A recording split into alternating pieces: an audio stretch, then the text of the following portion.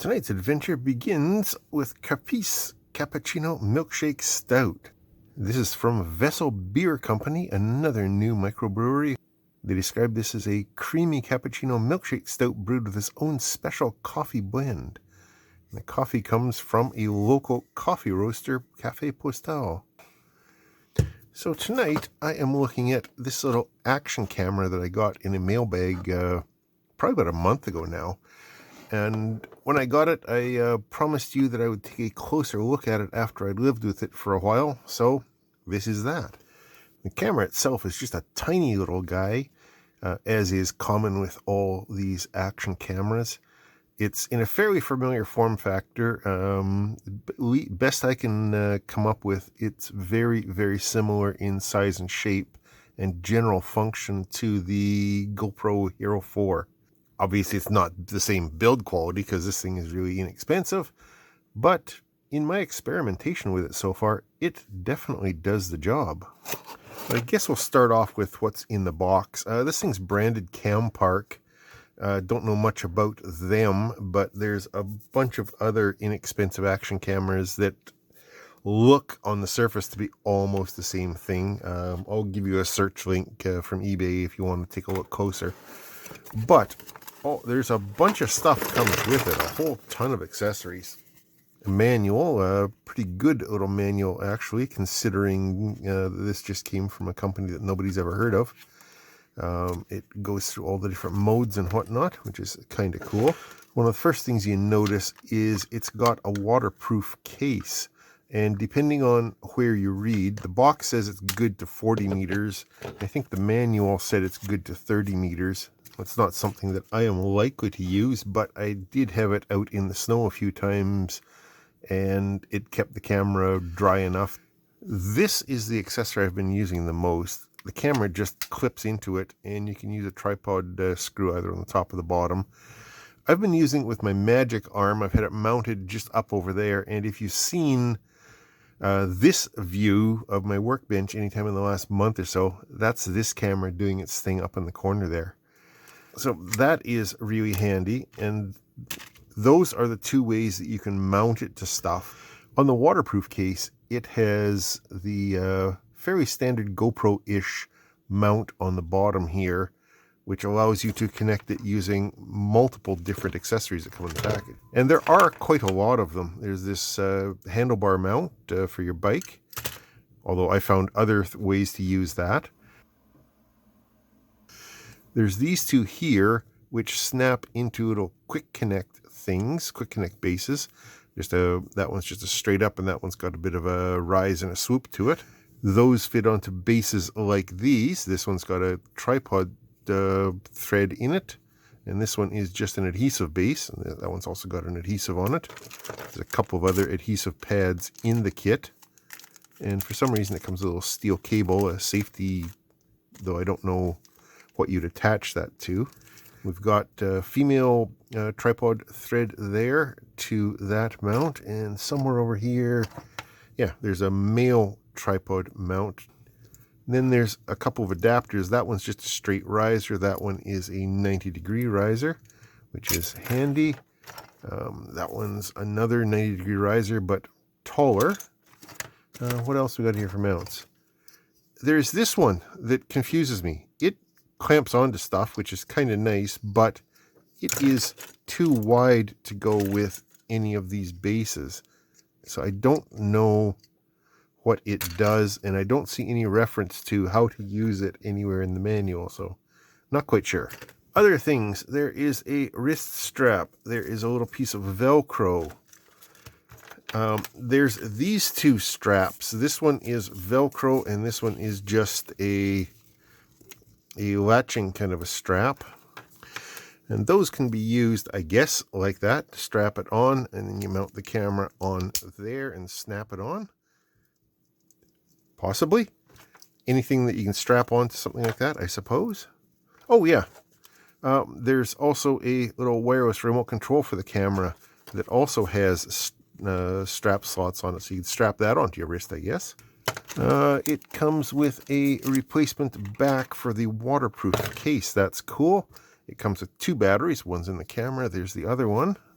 They claim to be 1050 milliamp hours. I haven't really tested them through charge and recharge cycles just to measure exactly how many milliamp hours they are, but the only time I've run the battery right from full charge right down to nothing was when I was doing a time lapse, and that lasted for 66 minutes and 20 seconds. So I assume that's going to be a reasonable gauge, a little over an hour per battery. It also comes with a 1 amp USB charger and a USB cable. I think that's most of the stuff, except for this microphone, which looks like a good idea. It's got a 2.5 millimeter plug on it, not the standard 3.5 millimeter. It plugs in over on the side here underneath the USB and the mini, or is it micro HDMI?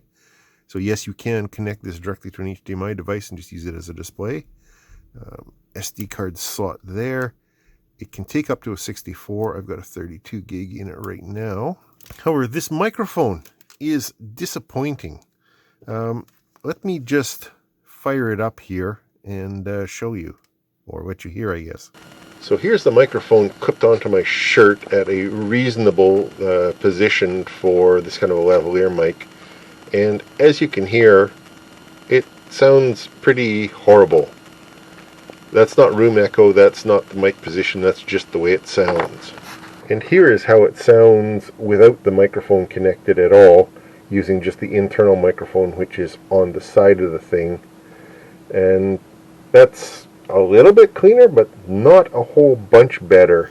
Now, I've ordered some adapter cables that'll plug into there so I can plug direct audio into it and see if that sounds any better. I'm not sure if it's the camera's audio recording capability or if it's the microphone itself. But if you're using it in action cam mode in its protective case, then the audio is going to be muffled regardless. So that's not probably its biggest selling feature anyway, is the audio quality. And when I'm using it here, I'm using the audio off this camera anyway, not off there. So it's not a big hairy deal. So let's go through the menus quickly. To get into the menus, you tap the mode button, the mode/power button on the front once. That changes you from video mode to still photo mode, max 20 megapixel. One more tap takes you into video file playback. One more into image playback. One more, now we're into the settings. So you can set your video resolution. Maximum is 4K 30 frames per second. It can go down to 720p at 120 frames per second. If you wanted to record fast action at low res, I guess. I have been mostly leaving it on 4K 30 with a couple of exceptions. This 2.7K 30 is the mode that it drops into when you put on the electronic image stabilization. Speaking of electronic image stabilization, you have an option of on or off. I've played with that a little bit and it's not great. It looks kind of swimmy. If you're going to do image stabilization, it might be a better idea to do it in your editor. But it does have it, and it does, if you've got small motion, it helps a little bit. You can do looping video. It just records 1 or 3 or 5 minute clips and then starts a new file for each one. Time-lapse video, and again, that's kind of interesting. You can set how many seconds between frames, anywhere from 1 up to 60 seconds. And I'll show you a little bit of that on the screen, just with some snowfall. It wasn't the most exciting piece of video that I've ever captured, but there you go. There's also a slow motion mode, which you can use either in 1080 or 720. In 1080, it drops to 60 frames per second and then plays back at 30. At 720, it drops to 120 frames per second, but again, plays back at 30. Audio record, you can turn that on or off. Tap this button again. There's photo settings, 20 megapixel down to 8 megapixel. You can have it do time-lapse photos, and again, 2-second or 10-second intervals. Burst photos, it'll do 3 or 5 pictures in a burst every time you tap the shutter button. That's it for photo settings. Next is just general. There's the volume of the beeper that you may hear when I push the buttons. There is beep on or off. There's exposure compensation. You can go all the way to +2 or -2. And I'll show you a little bit of that on the screen right now.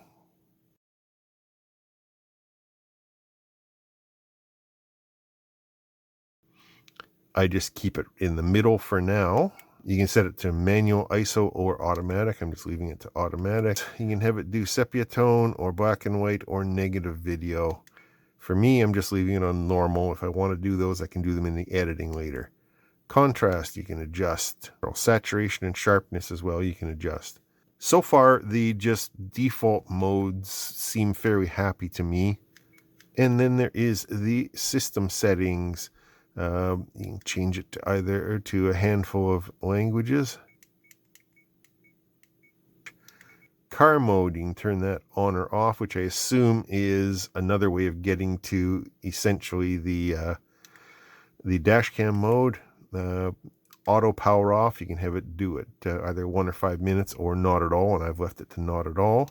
Date format, date and time, you can have the date and time stamp on screen or not. I have it not.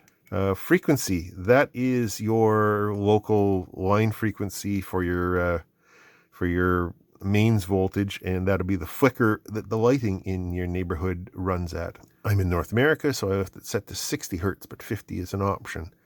You can set it to upside down mode if you were going to mount the camera that way. For instance, you've got this hanging from something rather than sitting that way. You can set it to upside down mode, and that flips everything, including the screen and everything, which kind of buggers you up on the up-down buttons, but there you go. Screensaver, basically it blanks the screen on the back after 30 seconds or up to 3 minutes or not at all. I've left it to 30 seconds, mainly just for battery saving purposes. You can format the SD card, you can reset everything back to factory, and look at the firmware version. There it is. This is 2020 firmware. So far, things that I've observed about this thing, it likes lots of light, and for most of the usage that I've been using it for, other than shooting on the workbench here, it's been outdoors and bright sunny, and it's fine with that. You'll see a few clips of that scattered here and there through the thing. And of course, when I'm here at my workbench, it's very well lit, so that's not a problem. Some of the things that I've tried with it, I've tried the image stabilization, and I'm not a big fan of that. I've tried it handheld, and that works pretty well. I tried it dog mounted just for the hell of it, and the image stabilization didn't do very much with that at all. So one thing that I noticed that it didn't come with is a lens cap, but with a quick 3D print, I fixed that, so I'm not worried about getting schmoo over the lens constantly. And since I was 3D printing, I found a few other models to print for this as well, and there's a lot more on Thingiverse and your other places that you get 3D models. So I've printed a few extras of these knobs in a couple of different sizes, and I've got some bolts ordered. They'll show up in a mailbag eventually. I thought this was interesting. These things are designed or intended to be double-sided stuck down to various things like snowboarding helmets and whatnot. So why not print a handful of extras? Where did the thing go here? Where'd the base go? And that just works very well with those. It holds firm. And these things are available with various different mounts. This one looks like it's intended to zip tie down to stuff, which could come in handy. And then there's a bunch of different shapes of this other style, which just bolt on like any other accessory. You just throw one of these thumb screws and a nut through there, and you can mount it onto things.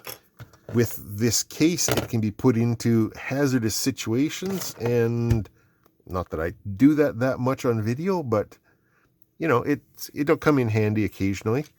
But I think where it's going to spend most of its time is just sitting up here on my magic arm, looking down at this angle on my workbench. I think that's well worth the $50. So another thing it can do is when you plug it into a USB for a computer, it can become a webcam, or PC cam in this case. So then I can do things like this and just put it into the corner of the shot while I'm I'm scrolling through a web page or something, and oh look, here is a search for that very camera. And this is the search link that I am going to put down below if anybody cares to look for it. I'm just looking for Campark 4K action camera, and I've got it sorted by cheapest first, so it looks like the price has gone up a little bit, but there are lots of sellers that have them, and most of the listings have all the specs on them. If you want to take a look through it, most of this stuff comes straight out of the manual. Oh, right, I didn't even mention that. It's got Wi-Fi capability. So it basically sets up its own Wi-Fi hotspot, and you can connect to it with your smartphone using an app.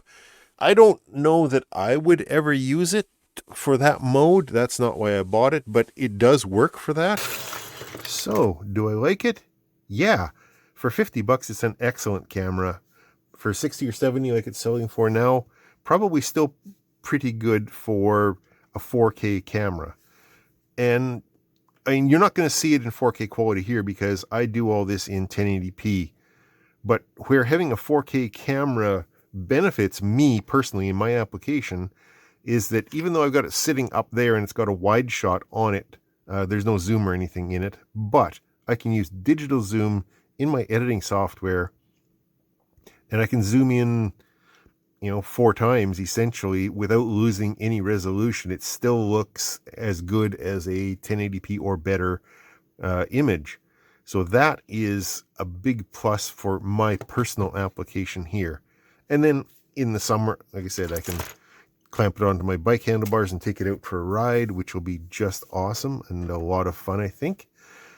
Yeah, that's, I don't know, I'm not a camera reviewer, but from what I've seen of this thing, I like it. And if you want to buy one, that's great. The link down below is going to be an affiliate link, so I'll get a kickback. I bought this thing. I didn't get sent it, so this is about as unbiased as you get.